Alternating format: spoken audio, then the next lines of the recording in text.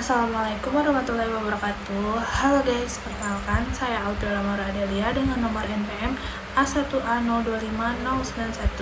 Pada pembahasan kali ini saya akan membahas mengenai sejarah pengelolaan dan pengelolaan pendidikan. Jadi teman-teman udah tahu belum sih bagaimana sejarah pendidikan di Indonesia? Kalau belum, yuk simak videonya. Jadi, pendidikan di Indonesia sebenarnya adalah sebuah perjalanan yang panjang. Perjalanan dari sistem yang sangat diskriminatif dan terpusat menuju sistem yang lebih demokratis, terbuka, dan memberi ruang bagi daerah serta sekolah untuk berkembang. Oke, kita masuki pada masa pertama, yaitu masa kolonial Belanda. Pada masa ini, pendidikan hanya ditujukan untuk kepentingan penjajah. Sekolah menjadi alat seleksi sosial. Anak bangsawan dan orang Eropa mendapat pendidikan berkualitas, sementara rakyat biasa hanya diajarkan baca dan tulis sekadarnya, agar bisa bekerja kasar. Pendidikan saat itu bukan untuk mencerdaskan bangsa, tapi untuk melanggengkan kekuasaan mereka. Oke, selanjutnya masuk ke masa pendudukan Jepang. Sistem pendidikan memang diseragamkan dan perbedaan kelas dihapus, tetapi sekolah justru dijadikan alat propaganda perang.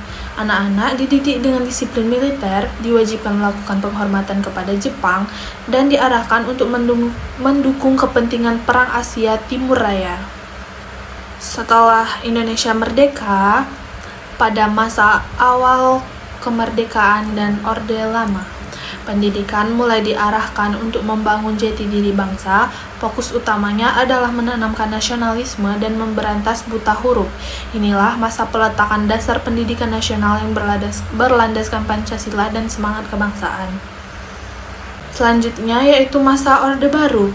Pengelolaan pendidikan kembali sangat terpusat. Pemerintah pusat mengatur hampir seluruh aspek pendidikan dari Sabang sampai ke Merauke. Di satu sisi, pembangunan fisik sekolah berkembang pesat melalui program seperti SD Impres dan wajib belajar.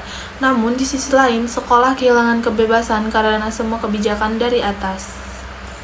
Lalu datanglah era reformasi. Setelah tahun 1998, arah pengelolaan pendidikan mulai berubah. Pemerintah pusat tidak lagi memegang semua kendali. Daerah dan sekolah diberi otonomi untuk mengelola pendidikan sesuai kebutuhan masing-masing. Konsep manajemen berbasis sekolah dan dana BOS menjadi simbol perubahan besar menuju desentralisasi.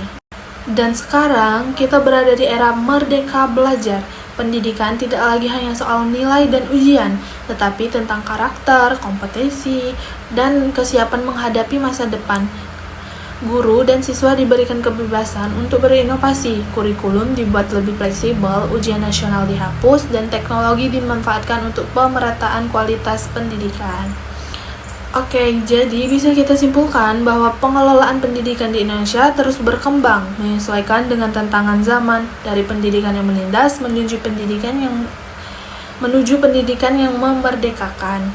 Oke, sekian video penjelasan dari saya. Saya akhiri. Wassalamualaikum warahmatullahi wabarakatuh.